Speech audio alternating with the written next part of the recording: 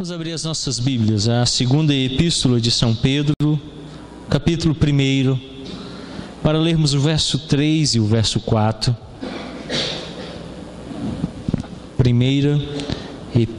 Segunda epístola de São Pedro, capítulo 1, o verso 3 e o verso 4, para a nossa meditação esta noite de domingo.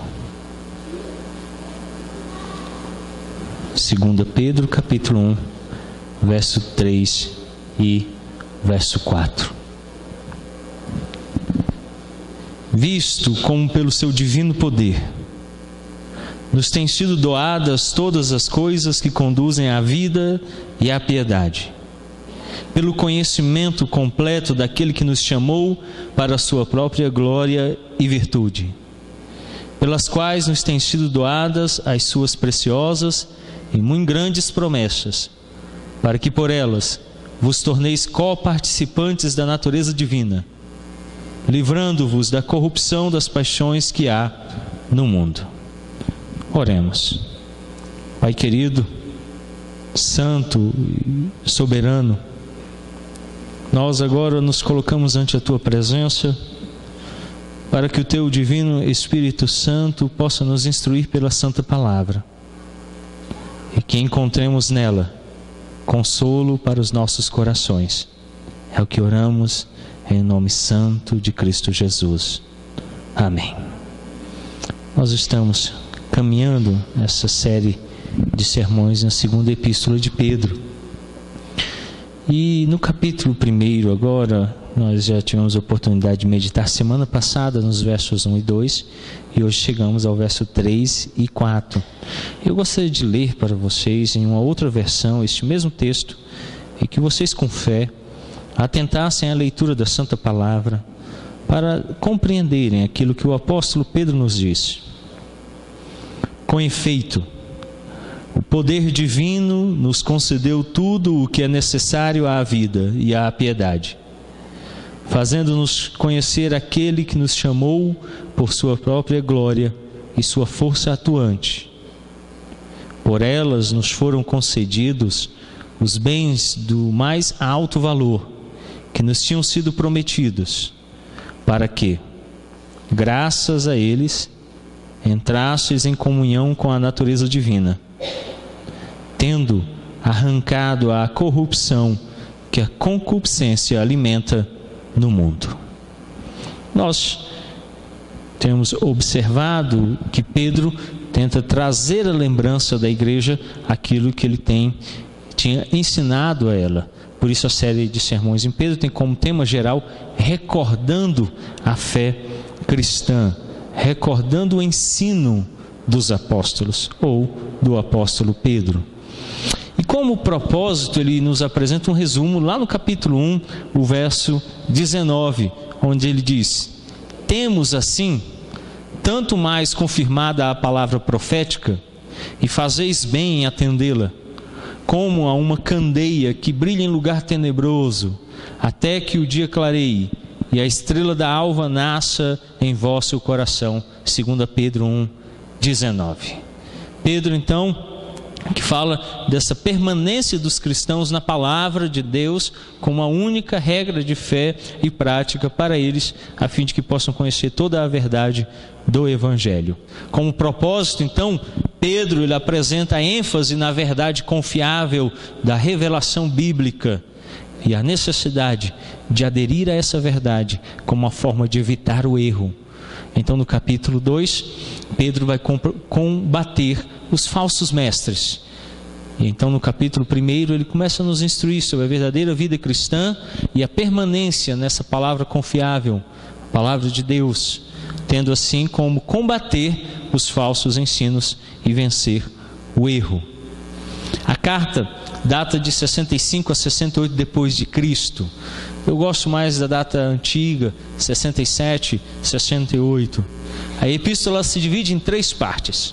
Primeiro, Pedro faz um chamado aos crentes para que cresçam espiritualmente, para que se desenvolvam e alcancem maturidade espiritual. Em segundo lugar, ele traz instruções para que se oponham aos falsos mestres. Em terceiro, ele fala do ensino sobre a escatologia, ou a doutrina das últimas coisas, dos últimos acontecimentos. Também no propósito, Pedro afirma que seu objetivo é garantir à igreja e aos seus leitores que estejam certos da verdade já presente convosco e nela confirmados, Pedro 1:12, e que nunca se esqueçam das coisas que ele lhes ensinou, Pedro 1:15. Então, constantemente na epístola, Pedro usa este termo, relembrar, trazer a lembrança, lembrar de novo. A instrução de Pedro é que os cristãos estejam se confirmando constantemente na Santa Palavra e no ensino do Evangelho. E hoje eu queria propor a vocês o tema Somos Nova Criatura, 2 Pedro 1:3-4. Somos nova criatura. Pedro então nos apresenta uma primeira ideia. Em Cristo temos tudo. Olha o que diz o verso 3. Visto como pelo seu divino poder nos têm sido doadas todas as coisas que conduzem à vida e à piedade, pelo conhecimento completo daquele que nos chamou para a sua própria glória e virtude. O verso 2, Pedro terminou falando da obra de Deus em Jesus Cristo para conosco. Então no verso 2 ele diz: graça e paz vos sejam multiplicadas no pleno conhecimento de Deus e de Jesus, nosso Senhor. E aí no verso 3 então ele diz: visto como pelo seu divino poder. Em Cristo nós temos tudo. Em Cristo obtemos tudo o que é necessário à nossa salvação. Deus ele concedeu e continua nos concedendo tudo o que precisamos para a vida e para a piedade. A ideia ensinada pelo catolicismo romano é de que os membros daquela igreja precisam acrescentar à obra de Cristo algo. Daí a necessidade de obras. Daí a necessidade de completar sempre com alguma coisa aquilo que Cristo fez. Também no evangelicalismo, temos observado uma necessidade de que as pessoas sempre completem a obra de Cristo. Desde a salvação, quando precisam agir juntamente com para acontecer salvação. Negamos isto. Cremos que a obra é uma ação exclusiva de Deus o Pai e o Filho por intermédio do Espírito Santo em nós, e em nada temos participação. Também é necessário, muitas vezes no evangelicalismo, completar esta obra de Cristo com muitos penduricários da fé. O óleo ungido, a campanha das tantas semanas e outras coisas mais que vão sendo acrescidas a fim de que se alcance salvação ou que se obtenha salvação. Com isso, negando que Cristo já os tenha salvo ou aplicado uma obra definitiva. Por isso, quando Pedro diz que Deus não só concedeu, como continua concedendo a nós tudo o que precisamos para a vida e para a piedade. Tudo. Não há falta de nada. Aqueles que estão em Cristo não sentem falta ou necessidade de coisa alguma fora de Cristo. Abra sua Bíblia, primeira epístola de Paulo, a epístola de Paulo aos Efésios, capítulo 1. A epístola de São Paulo aos Efésios, o capítulo 1. Para fazermos leitura do verso 3 até o verso 14.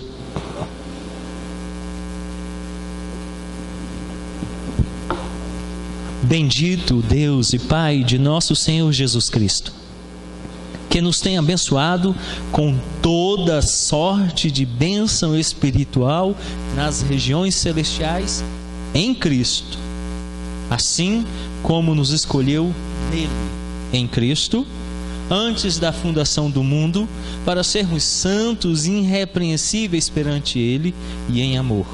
Nos predestinou para Ele, para a adoção de filhos, por meio de Jesus Cristo, segundo o beneplácito de Sua vontade, para o louvor da glória de Sua graça, que Ele nos concedeu gratuitamente no amado, no qual temos a redenção, pelo seu sangue, a remissão dos pecados, segundo a riqueza da sua graça, que Deus derramou abundantemente sobre nós em toda sabedoria e prudência, desvendando-nos o mistério da sua vontade, segundo o seu beneplácito que propusera em Cristo, de fazer convergir nele, na dispensação da plenitude dos tempos, todas as coisas, tanto as do céu como as da terra.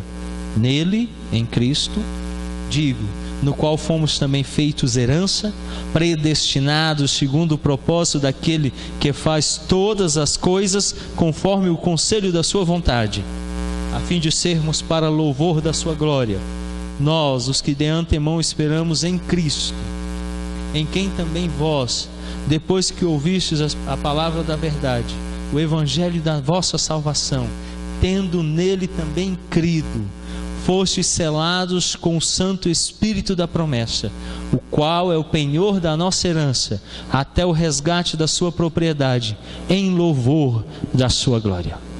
Sabe qual é a palavra-chave neste texto? Em Cristo. Por meio, para Cristo e por Cristo. Cristo.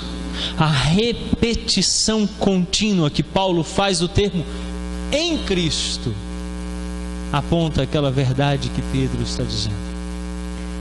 Em Cristo obtemos tudo.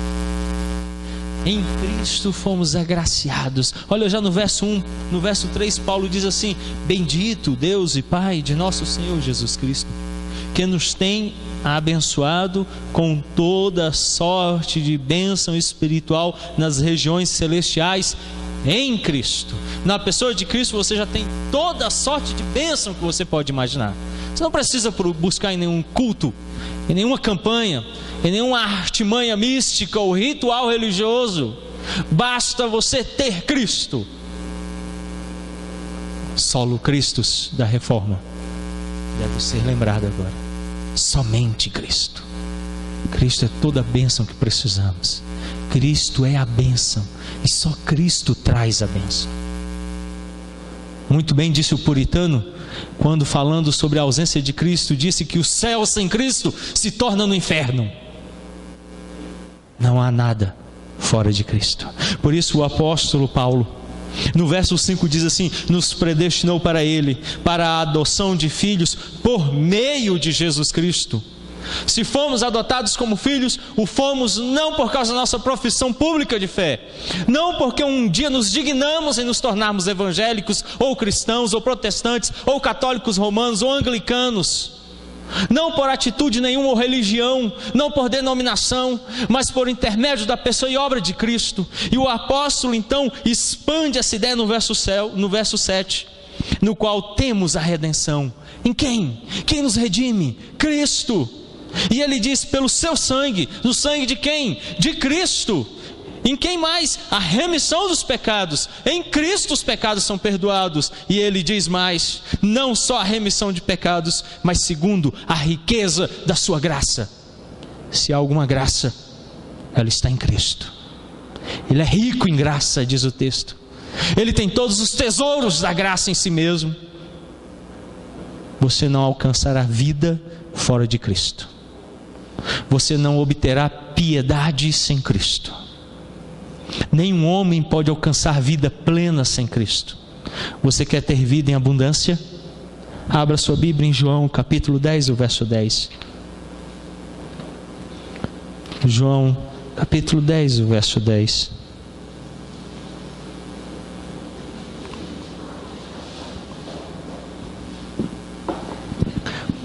O ladrão vem somente para roubar, matar e destruir.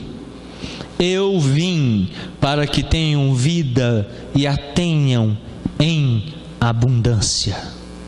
Ele já nos deu tudo para a vida. Aonde é que nós temos vida? Em Cristo. Aonde nós a temos em abundância? Em Cristo. Ele veio para nos dar vida e em abundância. Por isso Pedro diz: pelo seu divino poder, pelo poder que lhe é próprio, Ele nos concedeu. Por isso Paulo, lá no capítulo 1, eu convido você que em casa você lê o capítulo 1 e 2 de Efésios, você vai perceber essa obra magistral de Deus em Cristo pelo homem.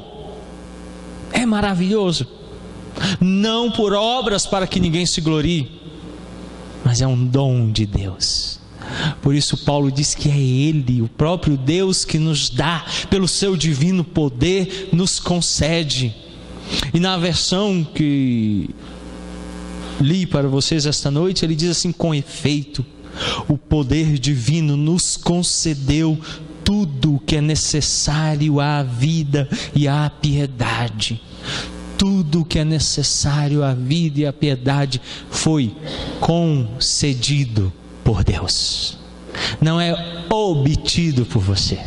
Você não pode obter vida, você não pode obter piedade.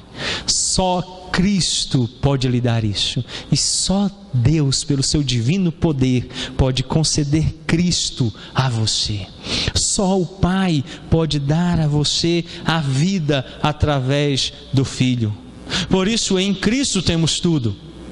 Observamos que o fim do Evangelho é nos fazer algum dia conformes a Deus, e se assim podemos dizer, nos deificar. João Calvino, comentando esta epístola, diz que o propósito do Evangelho é nos conceder esta graça de que pelo Evangelho, e o Evangelho é o poder de Deus, lembre-se disso, é o que diz Paulo na epístola aos Romanos, no capítulo 1, lá no verso 16, o Evangelho é o poder de Deus. Por isso, pelo seu divino poder, pelo Evangelho, Ele tem nos feito conformes a Deus, Ele tem nos conformado a Deus, tem nos feito a imagem e semelhança dEle, tem moldado Cristo em nós.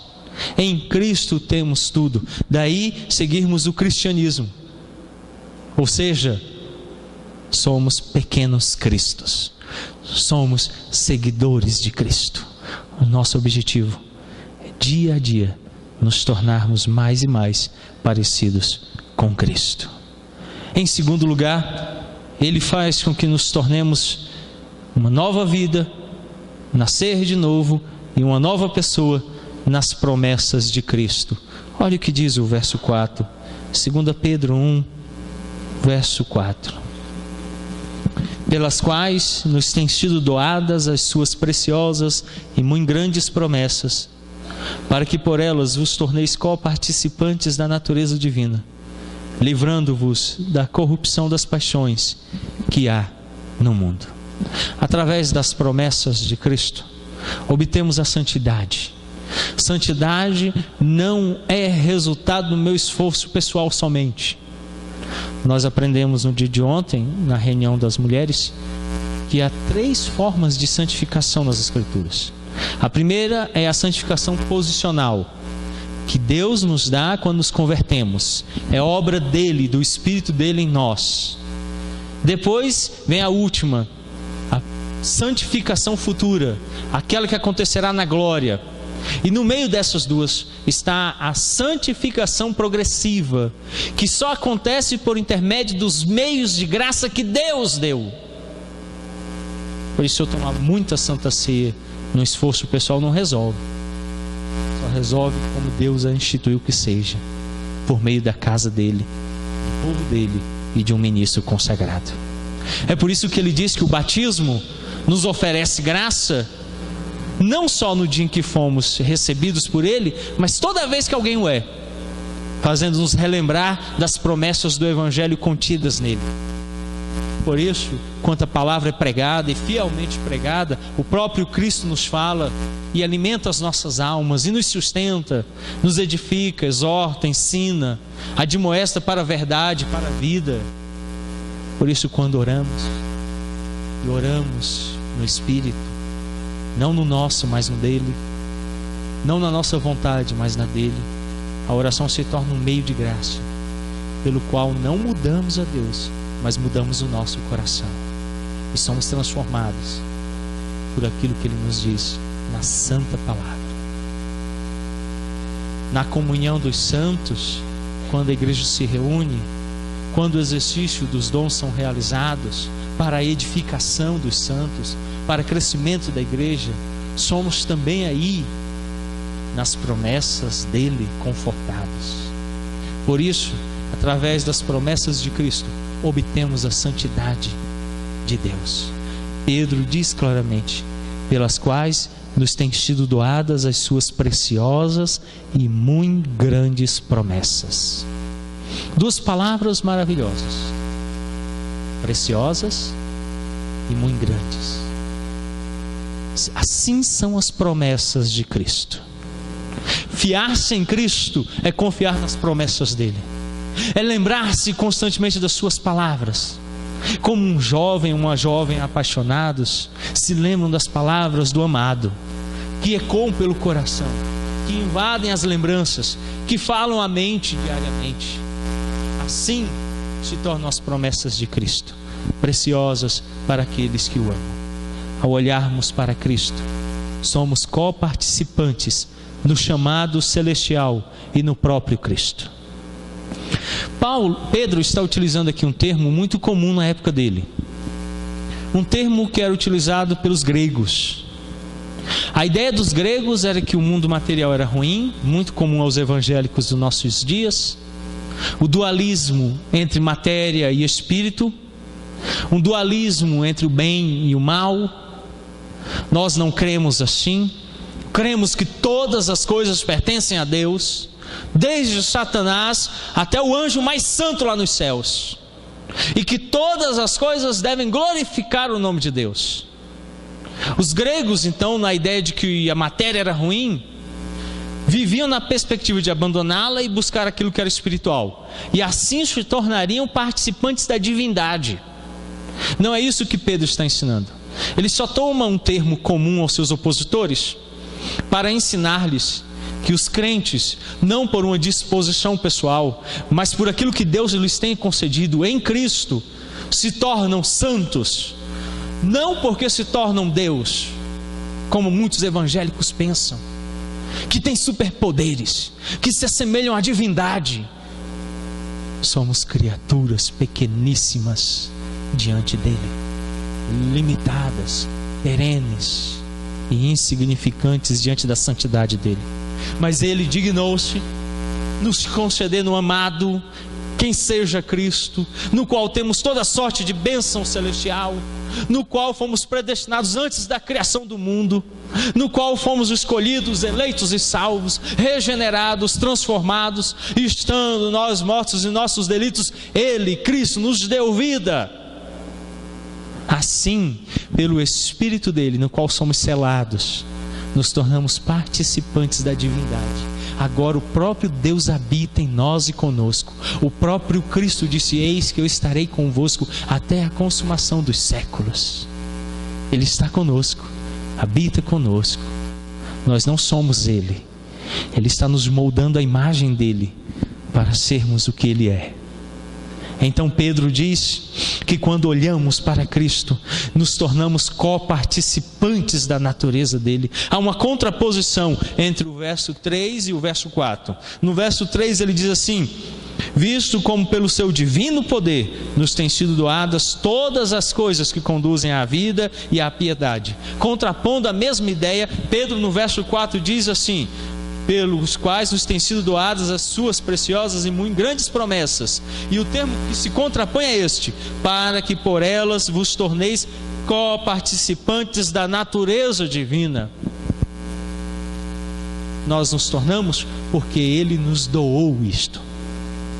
Não porque nos tornamos deuses, não porque nos tornamos mais santos pelos nossos exercícios pessoais. Isso é impossível ao homem. As nossas melhores obras são trapos de imundícia, diz o profeta. Acaso há algo de bom no homem? Nós não possuímos em nós mesmos graça alguma, mas em Cristo somos santificados pelo Espírito dele, o Espírito de Cristo. Participamos desta graça de nos unirmos a ele. Eu almejo no meu coração, como pastor, ter momento apropriado para tratarmos dessa doutrina tão esquecida em nossos dias, da união do crente com Cristo. As Escrituras claramente ensinam que nos unimos a Ele, porque Ele nos permitiu isto, porque Ele nos deu esta graça, e assim passamos a fazer parte de quem Ele é. Abra sua Bíblia em Hebreus, o capítulo 3,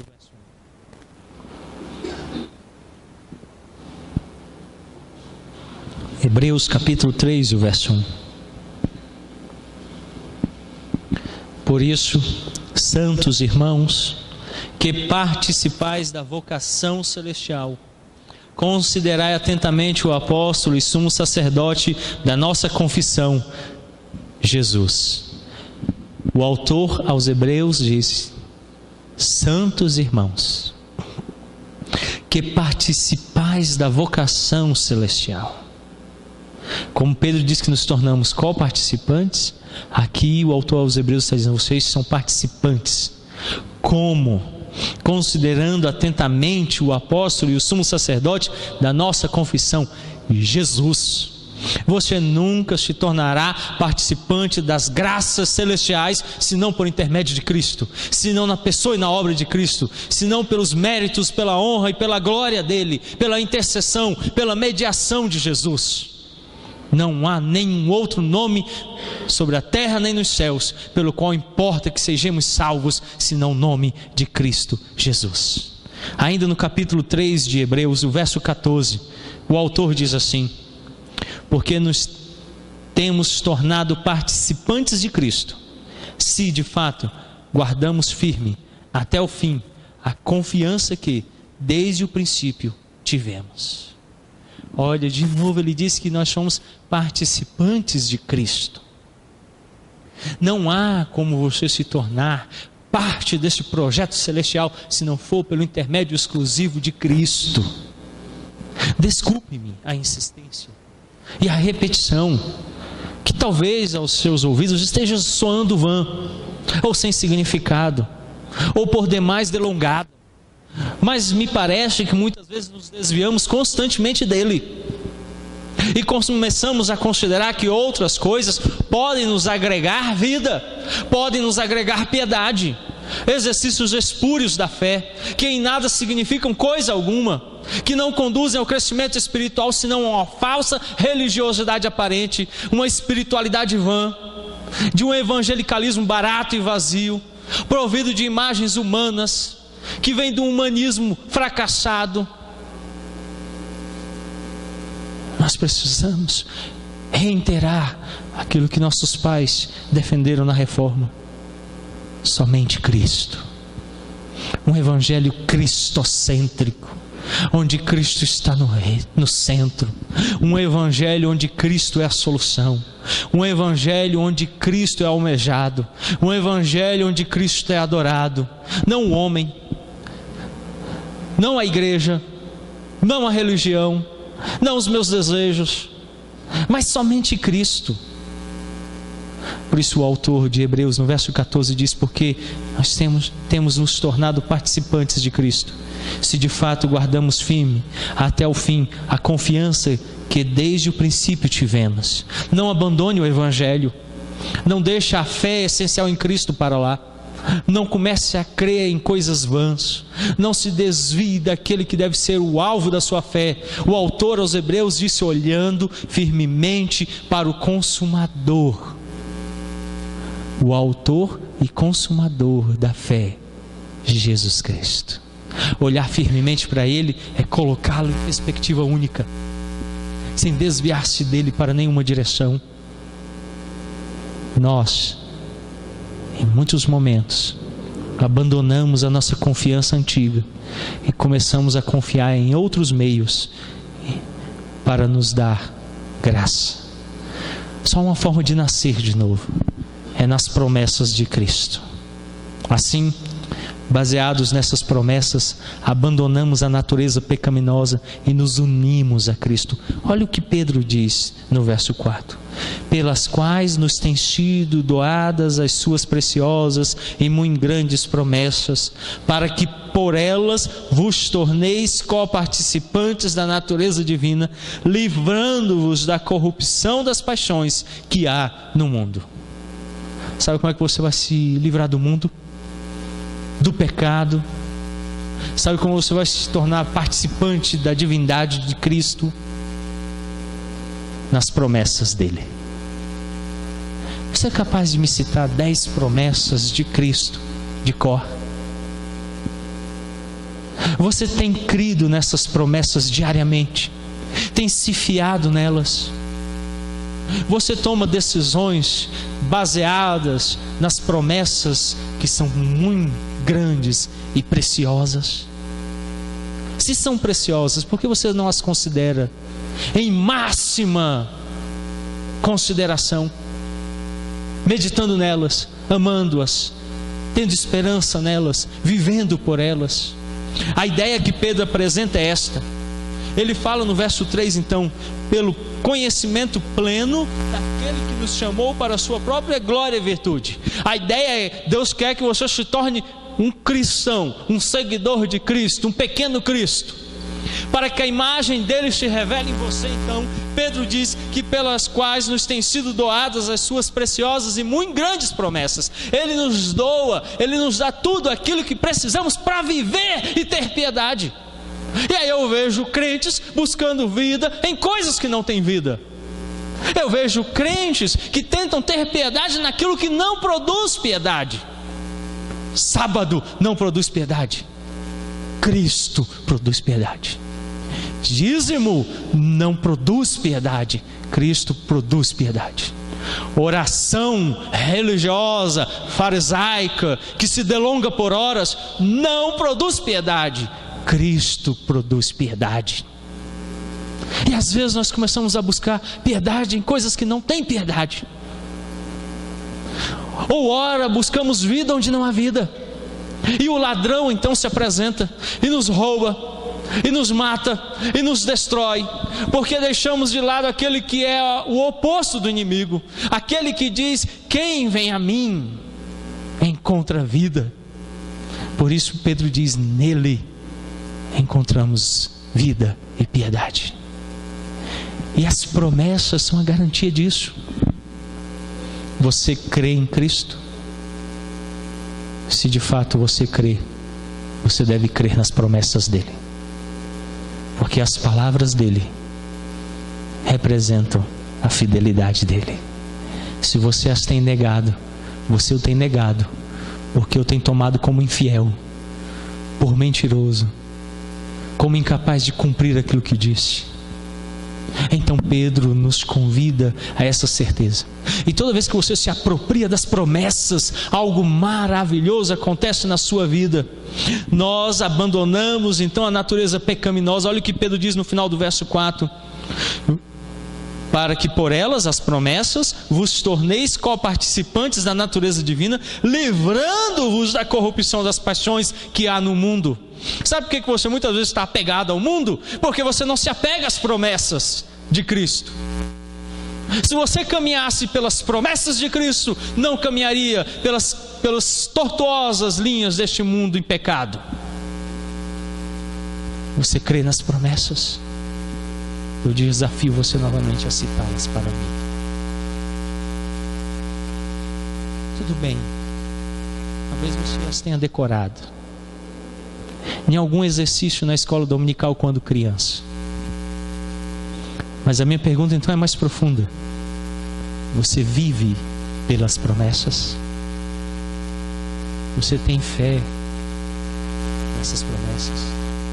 Abra sua Bíblia em Hebreus capítulo 11, verso 1. Vamos ler até do capítulo 11, do verso 1 até o verso de número 6.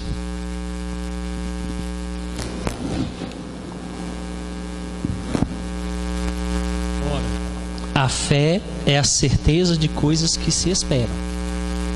Não é algo que é duvidoso. Está certo. Acredita plenamente naquilo. É algo certo, não é algo duvidoso. Então a fé... Ora, a fé é a certeza de coisas que se esperam, a convicção de fatos que se não veem.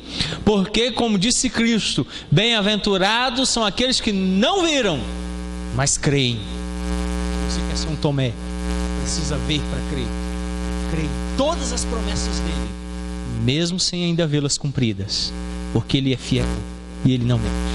Verso 2: pois pela fé os antigos obtiveram bom testemunho. Pela fé entendemos que foi o universo formado pela palavra de Deus, de maneira que o visível veio a existir das coisas que não aparecem. Pela fé Abel ofereceu a Deus mais excelente sacrifício do que Caim, pelo qual obteve testemunho de ser justo, tendo a aprovação de Deus quanto às suas ofertas. Por meio dela, também mesmo depois de morto ainda fala. Pela fé, Enoque foi transladado para não ver a morte. Não foi achado porque Deus o transladara, pois antes da sua transladação obteve testemunho de haver agradado a Deus. Verso 6: de fato, sem fé é impossível agradar a Deus, porquanto é necessário que aquele que se aproxima de Deus creia que Ele existe e que Ele se torna galardoador dos que o buscam. Você vive pelas promessas? Você tem fé nas promessas de Cristo? Você as tem por certo? Você não duvida, mesmo sem vê-las ainda cumpridas, e que elas são plenas e verdadeiras? Ter fé, coisa que se pode ver, não é fé, é incredulidade. Tomé viu e é incrédulo. Fé é aquela confiança plena naquele que diz. Todas as promessas dele não podem falhar. Todas as promessas dele se cumpriram. Em duas passagens de 2 Pedro, o termo mundo está ligado à corrupção e à profanação. A primeira passagem está no capítulo 1, verso 4, mais ou menos. Então diz assim: pelas quais nos têm sido doadas as suas preciosas e muito grandes promessas, para que por elas vos torneis co-participantes da natureza divina, livrando-vos da corrupção das paixões que há no mundo. Só abandona o mundo quem crê nas promessas. Aí então Pedro, no capítulo 2, o verso 20, diz assim, 2 Pedro, capítulo 2, o verso 20: portanto, se depois de terem escapado das contaminações do mundo, mediante o conhecimento do Senhor e Salvador Jesus Cristo, se deixaram enredar de novo e são vencidos, tornando-se o seu último estado pior que o primeiro. Veja o alerta de Pedro. Tendo em vista que vocês conheceram Cristo e se tornaram co-participantes da divindade dele pelo seu divino poder, e experimentaram das promessas dele, como vai dizer Hebreus, em momento apropriado chegaremos a este texto e trabalharemos então o capítulo de Hebreus, onde o autor de Hebreus exorta que é impossível que aqueles que verdadeiramente conheceram a graça tornem atrás. E aqui Pedro da mesma forma está dizendo que isso é impossível, é um alerta, não é uma realidade. Por isso nessa noite ele está exortando vocês: se em algum momento vocês estão vivendo no mundo sem olhar para as promessas de Cristo, acordem imediatamente, creiam, firmem-se nessas promessas, participem da natureza divina dele pelo Espírito Santo, olhando para aquele em quem temos tudo para a vida e para a piedade, e salvem-se, tornem-se exemplos, pois pela fé muitos se tornaram bom testemunho para os demais. Eu queria então convidar você para pensar e praticar. O cristão em Cristo recebe o necessário para ter uma nova vida. Você não precisa de mais nada. Você precisa buscar Cristo. Sem Cristo não há nova vida. E nova vida necessariamente nos faz co-participantes de Cristo. Segundo, em suas promessas Ele nos dá tudo o necessário para deixar um mundo pecaminoso. Em Cristo obtemos nova vida, e nas promessas dele obtemos tudo necessário para abandonar o mundo. Curva a sua fronte, feche os seus olhos. Vamos orar, vamos falar com Deus. Pai Santo, nós bendizemos o Teu nome e o louvamos, porque em Cristo obtivemos tudo necessário para a nossa salvação. pelo seu divino poder, nos foi concedido tudo para a vida e para a piedade. O próprio Cristo. Pai, nos dê então esta graça de olharmos firmemente para o autor, para o consumador da nossa fé, Jesus Cristo. E não buscarmos em nenhuma outra coisa, nem vida, nem piedade. E somente nele encontrarmos isto. Para que nossas orações sejam aceitáveis, Ele é o único mediador. Ele é o único que nos concede graça. Ele é o único que perdoa pecados. Ele é o único que ressuscitou e que agora está à direita de Deus Pai, de onde Ele há de vir para julgar os vivos e os mortos. Cremos nisto. Pai, este Filho amado, em quem obtivemos toda graça, também nos deixou promessas. Promessas maravilhosas. Promessas que não só nos dão esperança, como nos ajudam a vencer o mundo pecaminoso, a abandoná-lo. Sem essas promessas, nos tornamos vazios em nossa vida cristã. E começamos a olhar para o mundo e a desejá-lo e a buscá-lo. Por isso nós rogamos, Pai, nos dê fé para crer em cada uma das promessas do nosso Redentor e Salvador, Jesus Cristo. É o que nós oramos em o nome santo de Cristo Jesus. Amém.